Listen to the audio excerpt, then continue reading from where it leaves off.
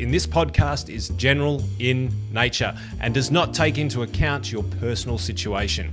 To make sure you get the most out of wealth, wine and wisdom, folks, please follow the house rules. Don't be a wallflower, get involved in the chat and enjoy this episode of Wealth, Wine and Wisdom.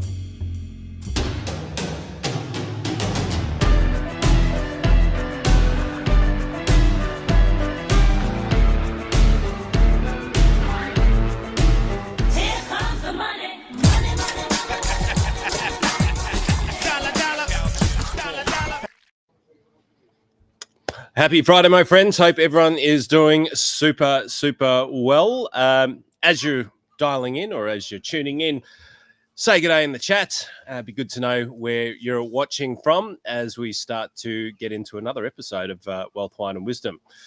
Today, we've got Daniel McPherson from Positive Tax and Me Accountants, who is going to be taking the place of Mr. Witten, who we'll call it sabbatical. Is on sabbatical at the moment, and Sammy Saggers, who is just on holiday, really, at the moment. So Dan's going to be joining in and has got a fair bit to talk about today, which will be very, very interesting from an accounting perspective. But before we jump into that, for those of you who may be new, maybe have fallen across this stream and are thinking, where have I landed? What's going on? We'll give you the 30-second elevator pitch of what Wealth, Wine and Wisdom is all about. Wealth, Wine and Wisdom is all about providing clarity and financial certainty around policy, maybe having a little bit of a chat about what the politicians are up to, but ultimately trying to provide a true north, a true compass for business owners and investors out there in the world and, specifically Australia, of course. It started off in COVID when Jason and I went live every Friday dissecting the rules, the changing landscapes, the ever-changing landscapes of what was going on out there. G'day, AC. Good to see you. And trying to make sure that you're fully informed of what's really going on, not just what we call clickbait journalism, which seems to be prolific these days. Everyone's trying to capture your attention rather than actually give you some reasonable information. Wealth, Wine and Wisdom's foundation is providing the facts behind what's really going on for you, for your children, maybe so we can make more informed decisions and hopefully keep more of what you make. So rules of engagement, team, jump in, have a little bit of a chat with us, drop some comments in. We'll always go back in and say good day to everybody as we finish off the call, but it's always good to interact. So good to see you, Donna. Welcome. Happy Friday. Deanne, happy Friday, mate. Thank you very much. 2 glasses of wine there. I'm not sure. I saw Dan had a water before, so it might be a Wealth, Wine and Wisdom. No, it's not the dry version. It is the wet version. Sonia, good to see you. Welcome. Well, Dan, cheers. Welcome. Cheers. Good to see you. As we said earlier, I'm coming in to this episode of Wealth, Wine and Wisdom from amazing Noosa. We've spent the last 5 days up here with business owners. We call it the 0.4% Club. The reason why we call it the 0.4% Club is that less than 0.4% of business owners in Australia and in the US actually get over $10 million in revenue. And we're here celebrating some of those amazing people. One of them's actually dialing in right now, probably from the pool. Lindsay, good to see you. So we get around and talk about all things business, planning, tax, and try and figure out what's the best way of navigating it to keep more of what we make. So that's me, mate. That's the reason why it's super cash today and the reason for the beautiful background. And hopefully the sun doesn't do too much damage to us. But, mates, welcome. I think first time on Wealth, Wine and Wisdom, is it? Yeah, it is. First time. Big shoes to fill. Mate, it's not really. They're just Wittens. He doesn't usually wear shoes. They're just thongs anyway, mate. And judging by what you've already sent through, mate, I reckon we're in for a ripper. So, mate, if you want to do a high-level intro, perhaps, or we can just jump straight into it, you let me know. I'll bring up some of the content that you've shot across to us, and we'll have a little bit of a look at what's in the news. We call it at Wealth, Wine and Wisdom decanting the week.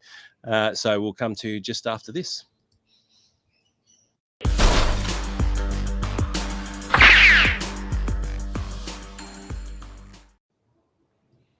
So, Dan, what have you been noticing that's been happening in the headlines around your world at the moment? Yeah, so this week, I guess there's been a little bit happening.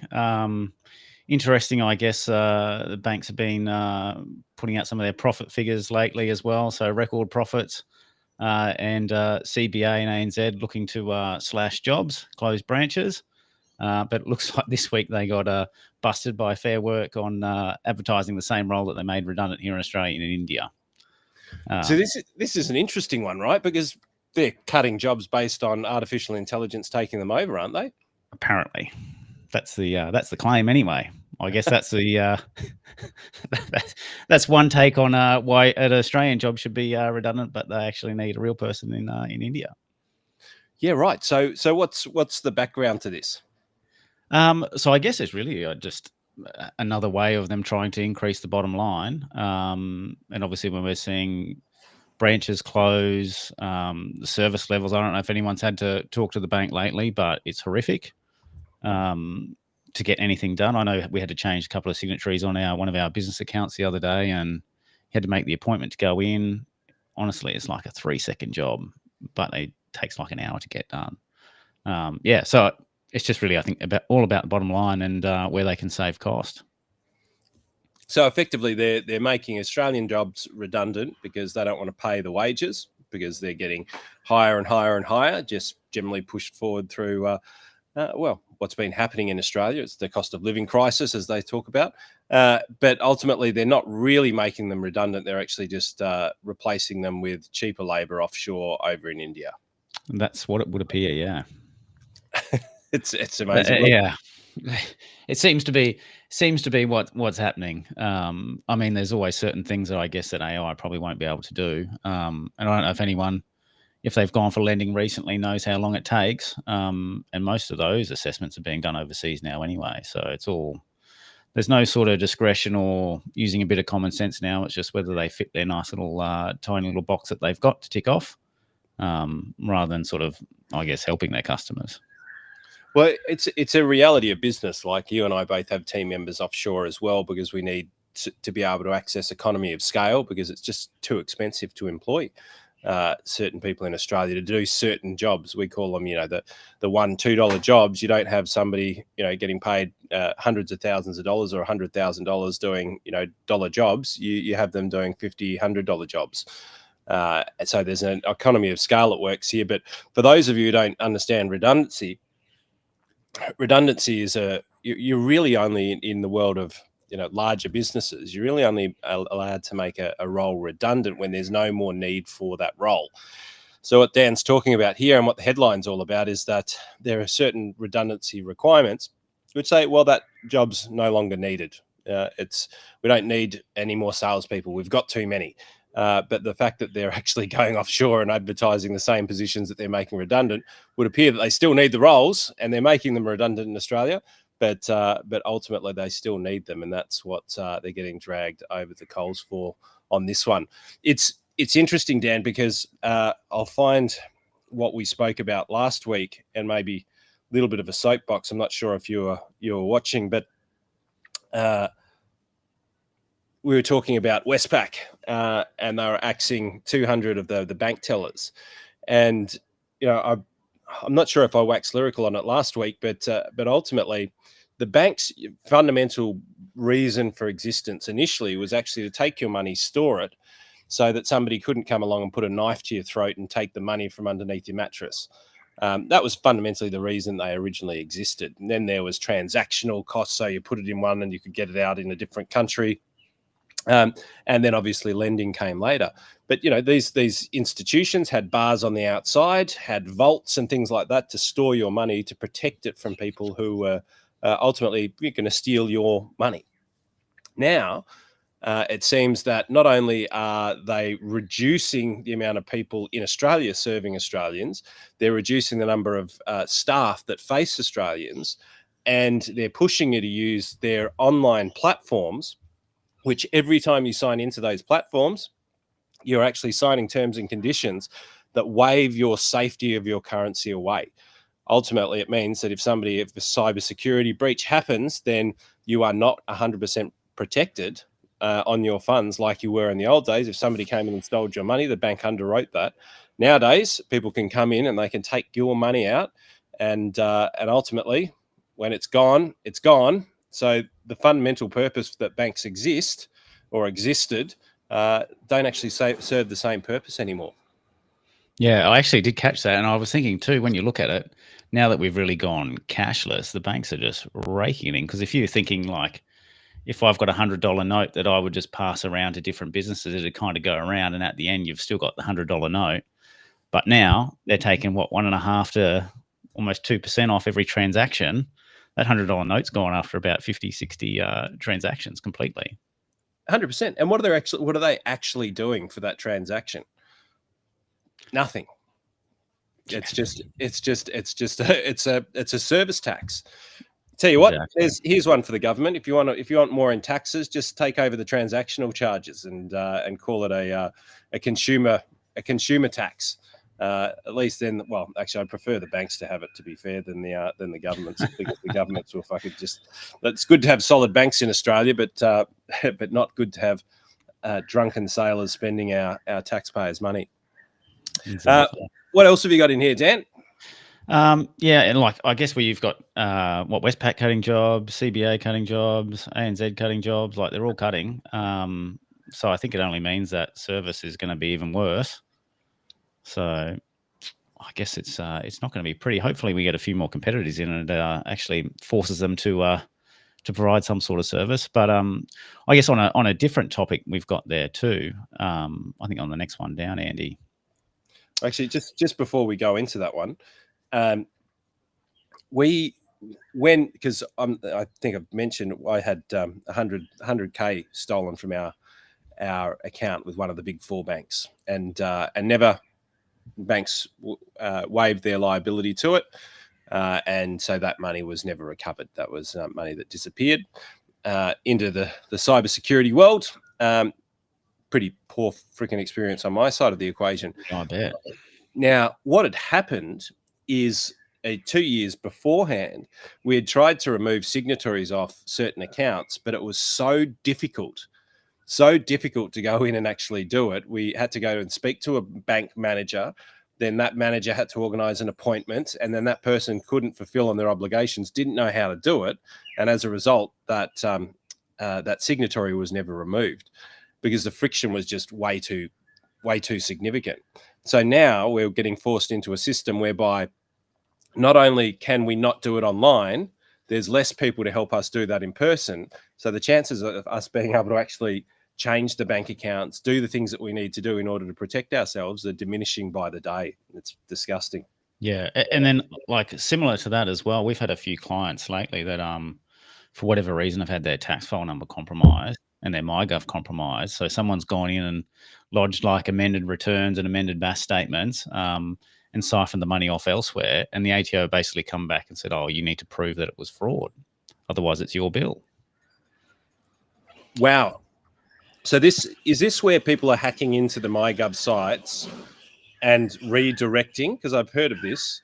People have been hacking into the MyGov sites and changing the destination bank accounts to the tax return. Yeah. Is that what you're talking about? Yep. And then they're just going into MyGov, whether if it's an individual, they might do an amended return or do the return if someone hasn't done it for the year. Or if it's a business, go in and amend a heap of BASs to get either like the GST refunded back kind of thing. And then sort of instantaneously that the ATO are normally pretty quick on those type of things, getting the refunds through. And before you know it, it's gone offshore and it ain't coming back. Wow. So they're hacking into a government-run application, being MyGov. Yep. And having money stolen from another government institution that's returning tax that has been overpaid, because a tax return is actually when you've overpaid tax effectively based on where you are. So a government-run application and a government-run refund of money that you've overpaid. And then if you go, well, hang on, the security's not there and it's gone somewhere else, then they're asking you to prove that it's gone to a different bank account. Yeah, they're basically asking you to prove that it wasn't you, yeah. Wouldn't you just be by the fact that there was a login in some other part of the world into your MyGov account and your bank account changed? You would think that would be enough. What staggers my imagination though, Dan, is like it's so fucking hard to open a bank account these days, and it's so difficult. But then when somebody steals your money, it goes from your bank account to another Australian bank account, and then bounces around potentially a couple of Australian bank accounts before it goes into the world of crypto and disappears. At what point in time are the banks going to be accountable for the fact that there's fraudulently opened bank accounts? Because surely it's not like, oh, Andy Fenton's bank account and I've just gone, oh, it's filtered through mine into a crypto account. I'm sorry, I don't have it. Surely these people must be ghosts. So there must be thousands of ghost bank accounts that have been set up completely illegally. And the banks must be at fault in properly checking, because, geez, I mean, the amount of rigmarole you have to go through to set up a bank account is absolutely obscene. Yeah, I know. It's ridiculous. Yeah, it's interesting. I don't know if you caught. Must have been a couple of months ago now on ABC did like a Four Corners on the $2 billion that the ATO lost to the GST scams, where people would just register an ABN and then put through a heap of refunds for GST and paid no questions asked, and then dust it, and then they. Do you know how much of that money they actually got back? I think they got a bit. I'm not sure of the exact number. I can't remember off the top of my head, but yeah, I know there was a lot gone. Right. All care, no responsibility, isn't it? It's like, oh, well, it's not our money anyway, so we'll just try and cover it up and pretend like it never happened. Yeah, exactly. So what's happening in Queensland? Yeah, so this came out, I think it was a little while ago, earlier in the month, about that, particularly in union building sites, the actual productivity is only 2.5 days a week to get things built. So I guess we're really at half capacity to what we should be. So I can't imagine that anyone who's got, whether it's off the plan apartments or some of these infrastructure developments that are going up and they're on union sites are going to be well overdue on timelines. Wow. So this is saying specifically union sites. Yes. And specifically in Queensland, the effective productivity of the people who are working on those sites is only half. This is 2.5 days, literally 2.5 days a week. Yeah. Holy smoke! And what was the sort of basis for, you know, the reasons for them working less? Was it, you know, union compliance? Because I'm not sure of the amount of stories, but I know that that Jace has talked about it a lot in regards to, once you get onto a union-based site, then all of a sudden costs blow out, and it becomes cost prohibitive to be able to, you know, produce apartments at a reasonable fee or a reasonable investment. Yeah, absolutely. Yeah, I've heard some horror stories too, and even if like a tenth of that's true, it's pretty disturbing. But yeah, it's really just like delays in sort of whether it be compliance, work conditions, and sometimes you would think that when they're arguing about different sort of work conditions, like, I mean, if the tag on the microwave in the lunchroom isn't tagged properly, surely the whole site doesn't have to shut down and things like that. Yeah, so I guess they're kind of just being almost held over a barrel a little bit on these sites. 100%, it's extortion, absolute extortion. As soon as, and you know, once you're in on these big sites, there's no going backwards, is there? Because you're looking at, you know, $100 million builds and above, and the things need to get built, so they bend you over. I remember back when the MCC, MCC, the cricket ground, got the Great Southern Stand put up. And literally, they had, I think, about 3 or 4 months on the job, and then all of a sudden, massive union, stand down, everybody stopped work, held them over a barrel, and basically got a 20% pay increase on all of them. Just otherwise, they weren't going to finish the job. Yeah. So corruption is alive and well. Well, we already know it, don't we? So are they actually doing anything about it, Dan? Or I've not seen any response to this in the recent couple of weeks, but surely there has to be. Well, you'd think so, because they had a productivity commission, didn't they? Yeah, exactly. And it's found that we're just getting less and less productive. So surely something's got to turn at some point in time. Maybe they should be called the anti-productivity commissions, because it seems like every single time they have a productivity commission looking into the lack of productivity in the Australian economy, we end up less productive as a result of it. Correct. Exactly. More taxes, Dan. That's what I reckon we should be doing. We should bring in more taxes so that we can get more politicians looking at this, so that we can really understand where all of the money's going. I think that's, I think that may be the next play for them. Has more politicians ever fixed anything?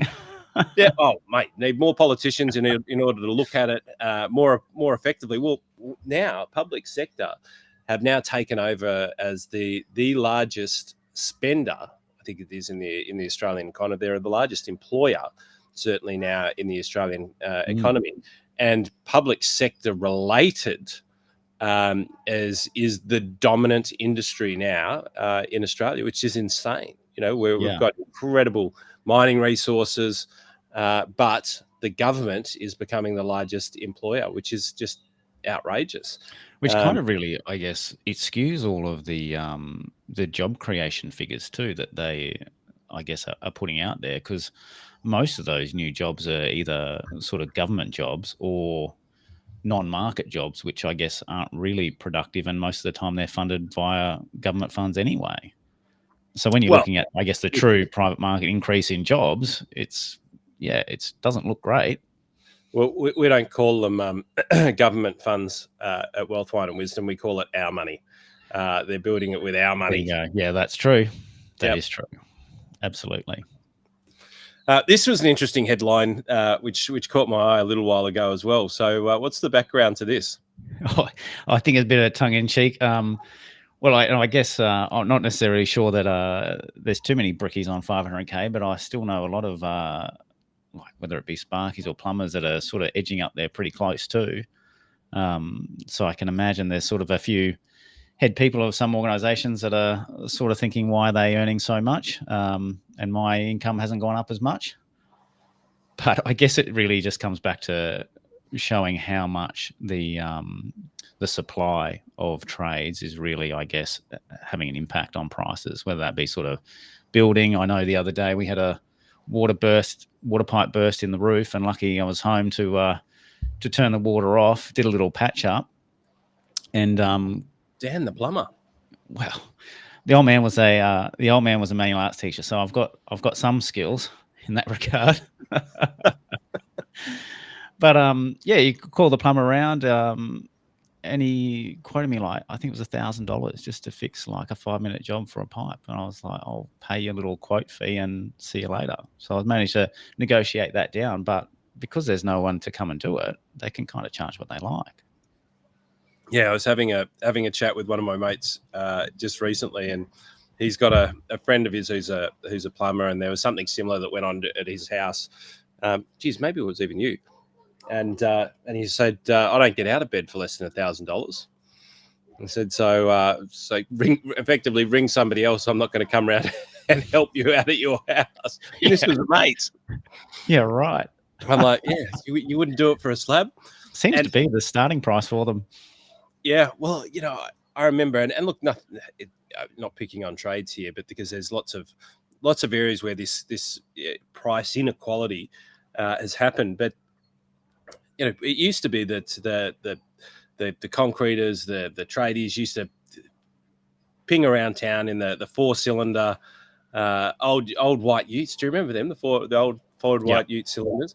Now they're all rocking around in $150,000 utes, $200,000 utes. Now, whatever your opinion on that is, the reality behind that is, if the people doing the manual labour behind the jobs are on very, very high salaries, then the cost of whatever you're going to be delivering on is going to be very, very high.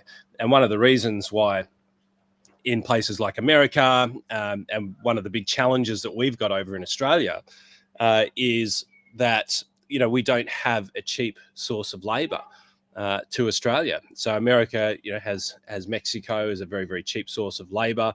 Australia doesn't have that. We don't have a border that people, come across that, there's a big pricing disparity, which effectively means that, we need to rely on the appropriate amount of immigration and closely evaluated immigration to be able to supply the needs of Australia. Same thing as what happened over in the UK, I think it was about 5 to 10 years ago. Massive nurse shortage, massive nurse shortage all around the UK, and they were making it very, very attractive at giving much more lenient terms on visas and things like that to any nurse from anywhere around the world. And of course, they ended up getting them. But they were actively sort of recruiting for the right people to migrate to their country to fix an issue that their country had. Unfortunately, when it comes to migration out here, we don't seem to have our finger on the pulse of migration in any way, shape, or form. It's like migration is a necessity to Australia, but it's not like we're getting the right types of people into the country. Yeah, exactly. Actually, I thought there was maybe something. Yeah, there was something on that they put out some figures that over the last 700,000 of people that came in, only 5,000 of them had any construction experience or qualifications. So I mean that's not helping towards the construction issue. We're just going to let more people in that need more houses and places to be built, but not actually bring anyone in that can do it.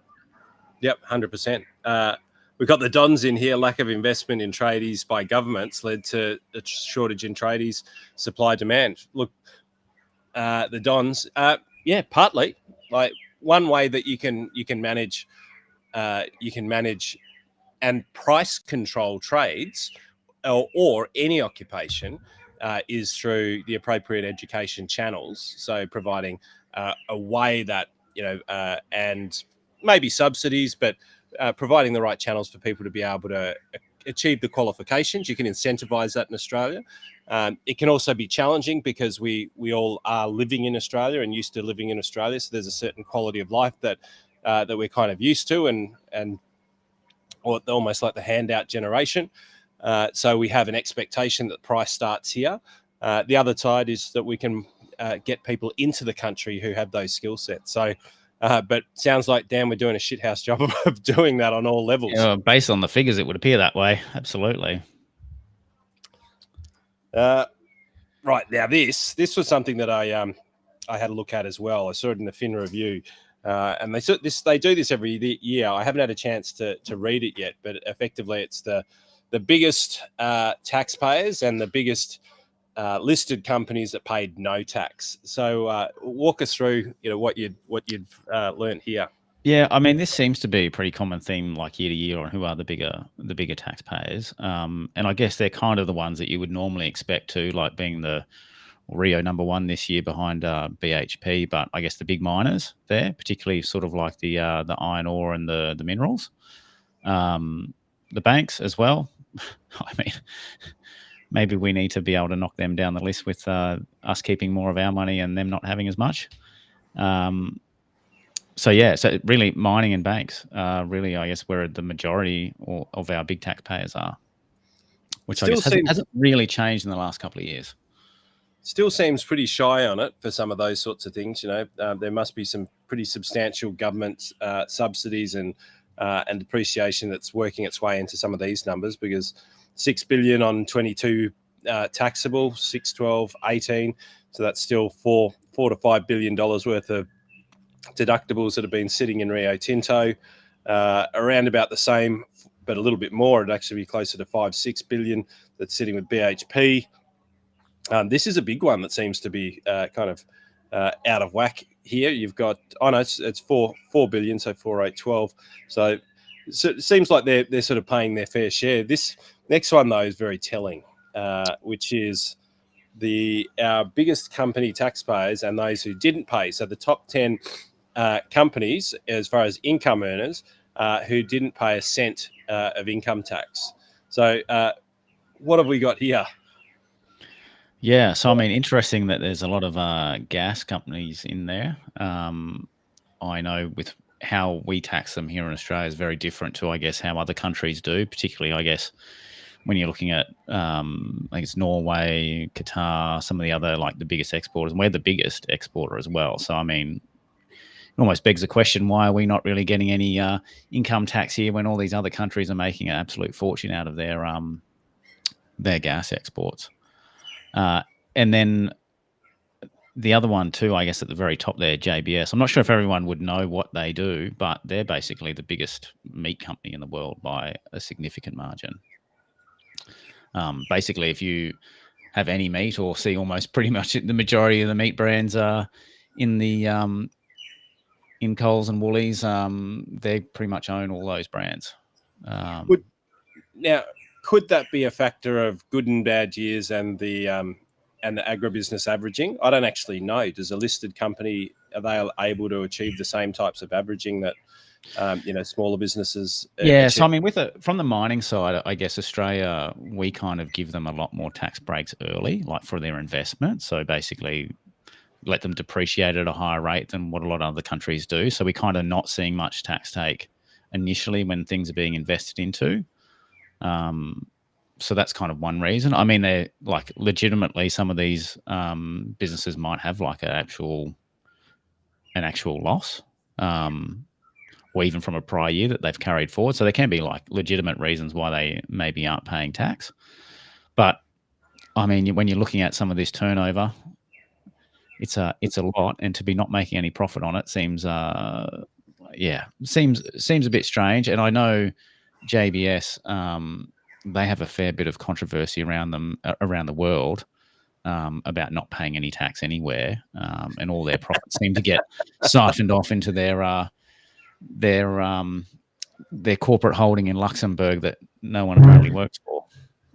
Well, and this is actually an interesting thing, Dan. I've been doing some work with Witten, and we've gone overseas, done some study on this sort of stuff, and we were looking at the various different types of tax havens and tax treatments of different types of company and personal taxes, both domestic and internationally, and sort of knew a bit about this before, but they put it into, I guess, quite an elegant way of thinking about it, is that you've got tax havens that everybody's kind of familiar with, but nobody really knows how they operate, like the British Virgin Islands, the Bahamas,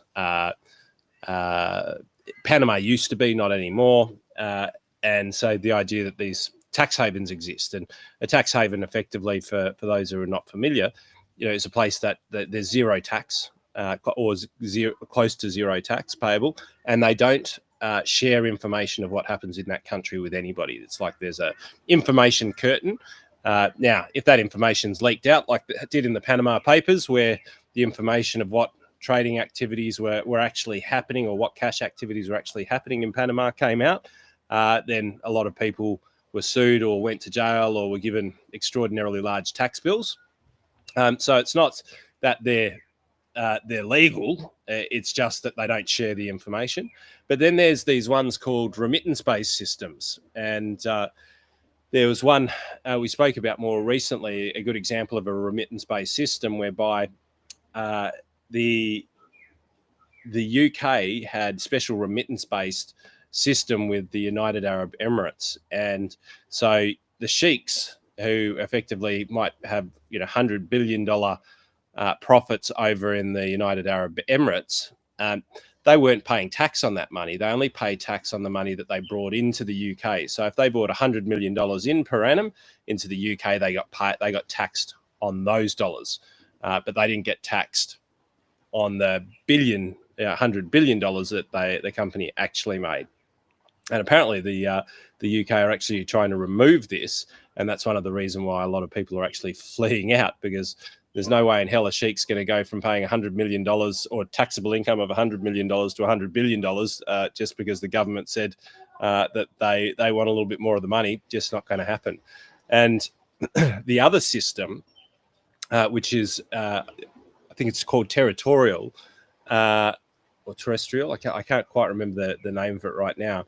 But ultimately, it's only going to tax money that's earned in that place. And so some of these companies can actually have, like, and it's very common in Ireland, which is one of these, whereby they have their main trading operations, administration over in Ireland, much lower tax rates, and all the money that's earned over there is then taxed over in Ireland, and they charge their offshore subsidiaries significant amounts of money in order to be able to manage the operations of the international entities, aka JBS Meat Holdings may well have significant companies. I don't know. I absolutely have no idea.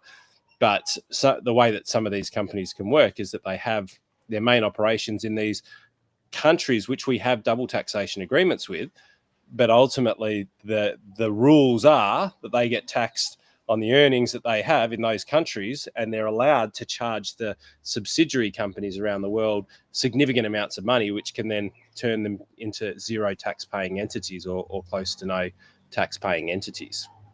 And I think there's quite a few of them operating in Australia. A lot of the tech companies are doing that, and that's why they get a lot of Australian dollars, but we never see a cent of it in tax.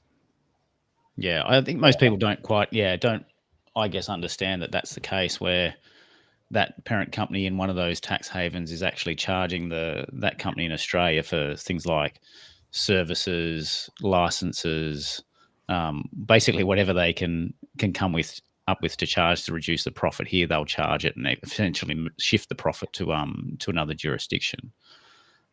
You'll see that a lot with like Facebook, Google. Like, they actually make no profit here in Australia; it's all overseas. 100%. And look, this is the problem with the system is, and where the government keeps saying, look, we're going to tax large companies more and more and more. Well, large companies end up going, well, fuck you. Like, why would I bother paying you more money where I can have the entity offshore and start trading most of my profits through that entity? And then the governments try and catch you by introducing new types of laws and tax regimes to try and stop that from happening.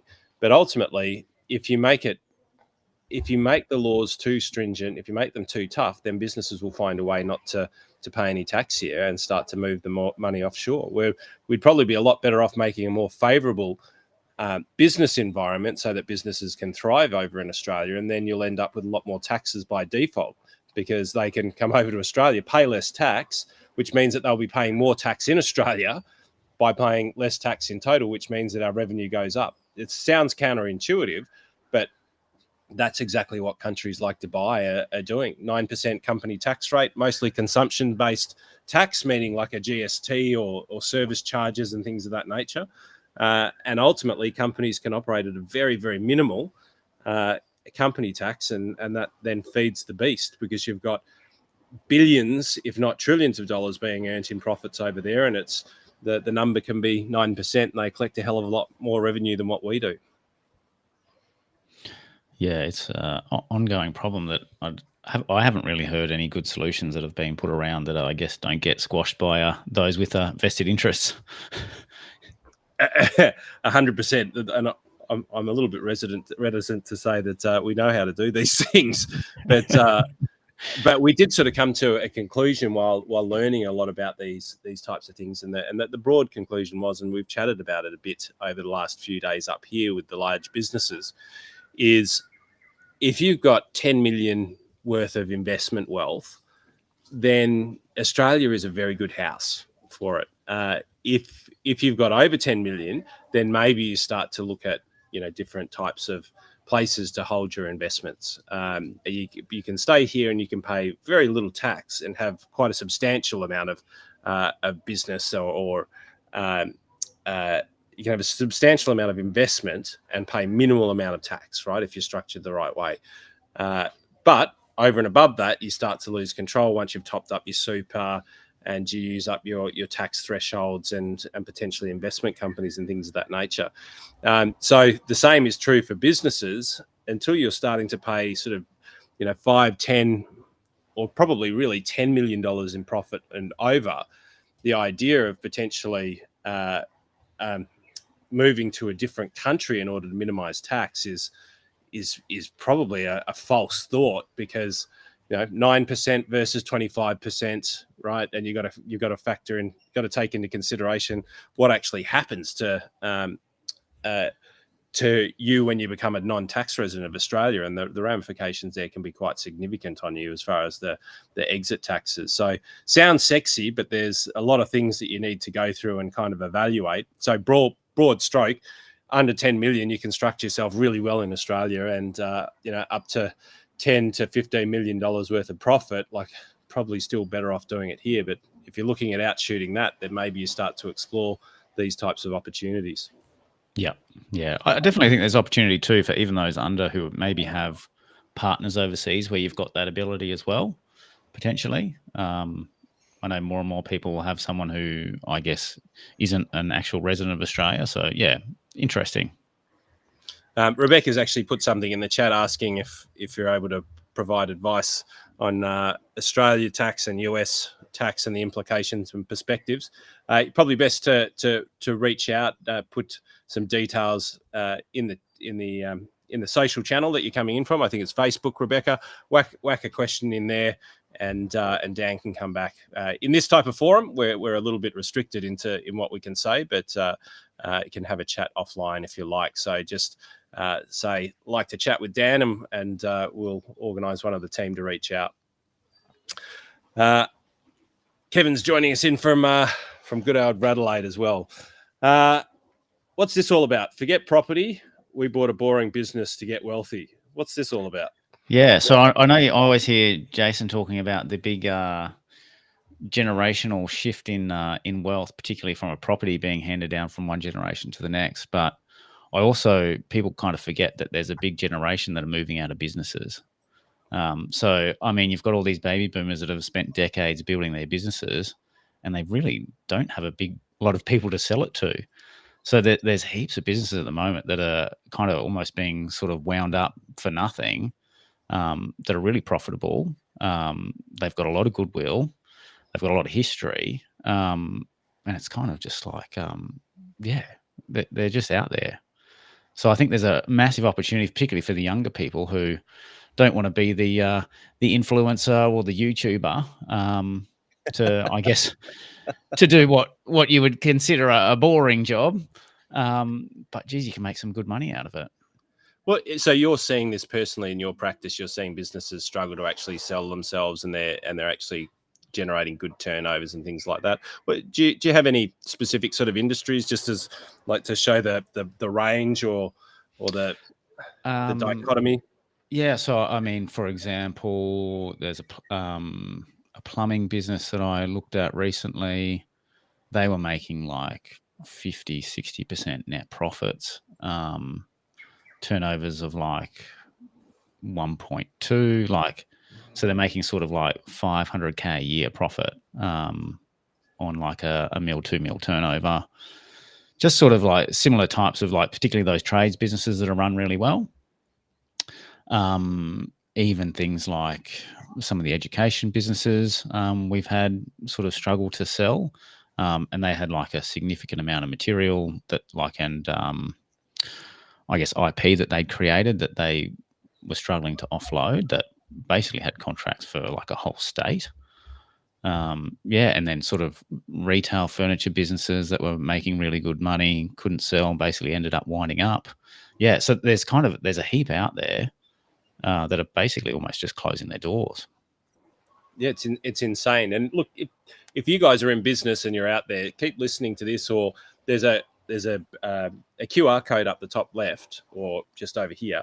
If you're watching, scan that and come along to the Freedom Machine. We can talk about these sorts of things, because one of the things that we teach, and we've got a business based on that, is the exit plan. And most small businesses don't have a legacy plan, a succession plan, or an exit plan for the business. And it's a crime to see a lifetime of effort ultimately just wound up when you've got all of this goodwill, all of this profit, all of this intellectual property in the business, and you can actually sell it and potentially tax-free along the way. Like on your way out into retirement, it would be nice to whack maybe an extra $1 million without paying a single cent of tax into the bank account or into your superannuation. You can put up to 1.76 million if it's fits the small business concessions in one fell swoop. and make a massive difference. And unfortunately, yeah, Dan, we've seen it as well. Like many businesses, they just don't even know, and quite often they think that. Because maybe they've fallen out of love with their business, they think, oh, nobody would want this or nobody could do this. And the reality is there's probably lots of people who could do it and lots of people who'd want to. And then they say, well, nobody has the money to buy it. But there are ways of being able to finance or vendor finance people into these businesses and ultimately, get a payday on something that you've built over time. So if you're a business owner and you're listening to this, then definitely come along to the Freedom Machine and have a little bit of a chat. And, we are assisting clients buy and sell businesses all the time and trying to make it as tax-free as humanly possible. So learn a few of the rules of the game, come along to the Freedom Machine and check out a little bit of what we've got to say. But please don't wind up your business and just throw it away after a lifetime when it's a potential gold mine for somebody else. Oh, no, it's a bit sad.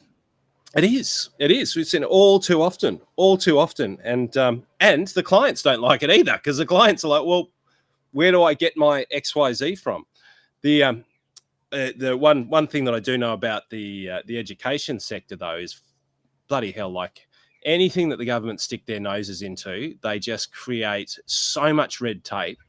There's a client of ours that we were trying to help restructure their business, and anytime the holding of an RTO adjusts by more than, I think, 10%, it triggers an audit, a full audit, and apparently that's like a very nasty proctological exam before they're allowed. And even if they're selling it effectively from their own name into their own trust, so the beneficial owner doesn't change, but the red tape that they have to jump through in order to be able to do it is off the charts. And had another client of ours actually try and sell their RTO, and it's just been one of the most horrifically painful experiences because of that same government red tape. Now, not saying I know that I've just said you should sell a business, but the RTOs are a very special breed that are it's a very challenging sector when it comes to passing on a business, because the government are so actively involved in making it almost impossible to do so. Yeah. I mean, it's from the other side of things of buying, though. Geez, it's exciting if you're looking to get in, because there's so much opportunity. And even like a lot of people now, if you don't have the money, they'll vendor finance you in, so you actually don't even need any cash to put down. It's almost just start getting in there, getting your hands dirty, and doing the work. And at the end of it, you could have a really good business that then, I guess, pays for all your investments. 100%. And look, this is what people don't understand. So I'll give you an example of somebody that we helped. It wasn't a client of ours, but just gave them some advice. G'day, Joe. Good to see you. Gave them some advice because they were effectively getting to the end of their working life and made some good coin along the way, and ultimately just sort of winding down. And same thing, they were like, well, none of our team have the cash to buy the business. And so we said, well, what happens if you were able to vendor finance them, which means that effectively they don't have to put any money up front? And we structured a way whereby there were certain KPIs that needed to be hit within the business, but ultimately the business hands it over to the new partner. In lieu of receiving a wage, they received capital on that, which was tax-free. So effectively, if they were generating $500,000 profit, as you said before, might be $200,000 a year goes to pay down $1 million loan. So in 5 years, the loan's fully paid off. The new person owns the business and only made $250,000 a year for 5 years, and then now is earning $500,000, if not more, because they've scaled the business. And it's a longer strategy and it takes a little bit more forethought or foresight, but ultimately it's a hell of a lot better than just saying goodbye to the business and having nothing for it. Absolutely. Mate, I think we need to set up some sort of broking channel for it. Business brokers seem to be shitting the bed left, right and centre. We could pool some funds in to buy some of these great little businesses too. Mate, that's it. Maybe we start a little venture capital fund to start to acquire these. Well, mate, here's some things that were over my neck of the woods. We're sort of getting to the end of it. I've got about 10 minutes left, but I'll fire off some things that I was looking at and maybe of interest for some of the viewers out there. The US economy actually grew faster than expected through Q2 2025. So good numbers. up almost 5%. A large part of it, though, is how to lie with statistics, which is ultimately the decrease in imports, which artificially increased the relative trade balance, which means that GDP growth looked more positive because they had less imports that were coming in to offset them against, largely driven by tariffs and the scaring of tariffs, really, not the actual tariffs. I actually wanted to get a slide, but I couldn't find it for today. But the proposed effect of tariffs from the Trump effect was meant to be something like 38, almost 40%, Dan, and it's landed at less than 10%. So all of this media hype and things which manipulated markets endlessly and probably made those people potentially close enough to know what he was about to announce, and maybe if they were trading on the other side, might have made them billions of dollars. I think there was an alleged episode that that might have actually happened in one of the publications. While they're making huge amounts of money, the reality that's come to pass is that the actual tariffs are far leaner than they were expected to be in the first place. So positive growth in the US, largely manipulated by the lack of imports, but still it's a positive story for them. But much more is needed from the US side of the equation just to cover their own expenses. This was an interesting one just out from the Australian Bureau of Statistics, as I'm being eaten alive by mosquitoes over here. So if you see me wobbling around, Dan, it's because you've been eaten to death. I am. But so in a housing crisis, Dan, you would expect the number of approvals for housing dwellings to increase, wouldn't you? Like that you would think so. That would make sense, wouldn't it? It would make sense to me. But the drop in total dwellings, I'll read the headline. The drop in total dwellings was driven by an 8.1% fall in private dwellings, including houses, from the ABS. So apartment drive fall in dwellings approval. Total number of dwellings approved fell by 6% in August to 14,744, which is a minuscule fraction of what is needed. So people don't look at property investors as the bad people. Don't look at anything else. Look at these incompetent buffoons that are not allowing things to go through. We still have councils and things like that are just stopping the progress of apartments and dwellings in Australia. Like, these statistics are disgusting. Like, they're so underwhelming, and they should be going up. If you want to decrease the prices of property, make more of them available, and increase the supply. So that'll, all other things being equal, will help stabilize or reduce the cost of property. So that's approval. So if we join the dots there with only 2.5 days week productivity, longer build times, and then also less workers coming in, it's not looking like a good picture, is it? Fuck all people. Fuck all apart. It's that's effectively the government's approach to it. So let's do fuck all. That's how we're going to fix it. We're not. We all need something to focus on. So no solutions there, but there's opportunities there if you're on the right side of the trade. You just need to think about what that means, and we certainly know what that means. It's going to certainly put a lot of pressure on housing prices, pressure that is upward pressure. It's going to put pressure on them not coming down. This was an interesting one. This goes to some of yours. It's a bit morbid. Increase in death reflects aging population. So people are dying, Dan, and they're dying. Well, let's put it bluntly. More people are dying than they've ever died before, even through COVID. Let's not even go through the fact that the flu still has a greater mortality statistic than COVID-19, but we won't talk about that because that'll just give all of us Victorians an absolute PTSD episode. But increase in deaths. So the number of deaths registered in 2024 grew up to 187,268, which is up 4,000 or 2.3% from previous years.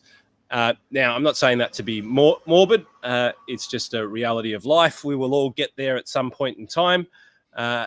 maybe Elon Musk won't. He'll probably live forever. He'll probably be cryogenically frozen or on a spaceship hurtling around the universe across the event horizon. But we're going to start to see that what you were talking about is the people passing on their businesses, but also passing on the wealth transfer. So that's going to start floating through. And as it does, taxes, financial advice, all of these things are going to be needed in order to be able to do it in a way that minimizes the economic effect on the families, minimizes the amount that the governments get, maximizes the amount of wealth that the families get. And then hopefully we have the inheritance being utilized productively. But all points at the moment, Dan, that this huge wealth transfer will go largely into cleaning up debts. And if the government have anything to do with it, they'll introduce some more death taxes, and you won't even be paying off your kids' debts. You'll be paying off the government's debts as you die. Another reason to go to another country. No, just joking. So inflation figures are out. Inflation is stable. It's a little bit up at the moment. So I thought I'd bring this to light because this is interesting, right? There are a lot of people crying poor, and I get there's a lot of people doing it hard, but the statistics, the actual data points to some interesting things. So we have never spent more in the history of Australia. That's the reality. Total monthly spending, household spending is up, and it continues to rise. Part of it due to cost of good crisis. But then let's have a look at where that is being spent. Non-discretionary expenditure is living costs, that power, gas, utilities, those sorts of things. Not discretionary. You need these things to live. Additional services can sometimes be discretionary and non-discretionary. Let's just say that they're in the non-discretionary basket. Goods, typically, additional things. They don't necessarily have to be great shiny objects. Some people will call them necessities, and other people will call them luxuries. But then here's the thing: the discretionary spend has hit 50 billion. The discretionary spend, which effectively means we're still a nation of spenders, right? That's an extraordinarily high discretionary spend. That's huge. Up from what would be non-discretionary. Like even if we add services and we call that non-discretionary, meaning it's a mandatory cost like paying your mortgage, and your non-discretionary spend, so we say, well, that's 35 plus 25. Well, we're probably just a little bit over the discretionary spend if we add those two together. So 50-50. Which is very, very interesting. So people are still spending. The increase in inflation data is telling, and potentially coming into summer might mean good trading around, for those consumer cyclical businesses, for those people who rely on people to be spending. I mean, I'm here in Noosa and we're doing the same thing. So I can't say too much, but I will say those statistics, if you were to put that discretionary spend, I've just had an ABC moment. Slides have gone down. If you took that discretionary spending and you put that discretionary spending into investment spending, then it would be a very, very different landscape. So here's my tip for this week. Is maybe take some of that discretionary spending and start to look at micro investing or investing or taking some of that money that you're spending on things that would and are considered to be luxuries, start to take part of that and put that into investment for the future, because it's the energy that you expand now that produces the revenue that you receive, and how you deploy that is going to largely dictate what tomorrow looks like for you. And if you do follow the ABI approach, which is always be investing, always skimming a little bit of funds off the top, whether you're in business, whether you're a PAYG employee, it's about just taking some money off the top. Like everybody, if you take 5%, if you've never invested, take 5% above everything else that you're spending, you will figure out a way to make that work. And if you keep investing that on a daily, weekly, monthly basis, then that'll turn into a very significant nest egg for you and your family one day into the future, and give you opportunities that some people take and others would like to take, but just don't get involved in the game. You have to invest, you have to take risk if you want the return, but doing it consistently over time produces extraordinary results. So team, if you want to learn a little bit more about how to do that, there's a QR code that you can come along to one of the webinars that Jason and I run called the Freedom Machine, that helps people invest, helps people understand the game of tax, the game of business, the game of putting more into your pocket, less into the government's pocket, keeping more of what you make and doing it in a way that keeps you safe and secure. But that's about it from my side. Dan, any final thoughts for this amazing Friday night? No, I think that was a pretty good place to end. I think it comes down to the power of compounding. So the longer you leave it, you're exponentially missing out even more. 100%. I think it was Einstein who said, and I always get corrected when I quote people and whatever. The point is still valid.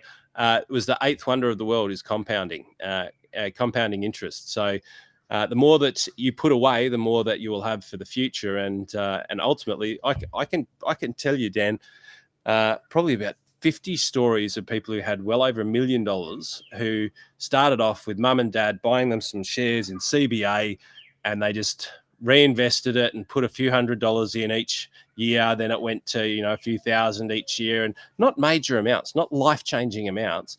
But, after 50 years of doing that consistently and allowing the constant investment and the reinvestment to take place, they ended up with, $1 million more over and on top of their super. So simp doesn't have to be aggressive, doesn't have to be crazy, just has to be consistent. Consistently done will produce extraordinary results. Well, Dan, thanks for joining me on Friday, mate. Look forward to having you on the show again and seeing you in a couple of weeks, where we'll be chatting with our team at the Exit Plan, teaching them how to navigate these things. But for now, it's a good night from me, and it's a good night from Dan. Good night, team. Everyone. Happy weekend. Thanks for watching another episode of Wealth, Wine and Wisdom. Make sure you like, subscribe, and turn on the notifications so you never miss a thing, folks. We'll look forward to seeing you next time. Debrief the week with Wealth, Wine and Wisdom. Every Friday at 5 p.m. Victoria and New South Wales time. We know that Queensland, South Australia, WA have different time zones, as does Darwin, but we're sure that you can do the calculations depending on whether it's daylight savings or not. You can also catch up on all the episodes wherever you get your podcasts. Make sure you check out the Positive Mentor podcast from our 6-star team at positivementor.com.au.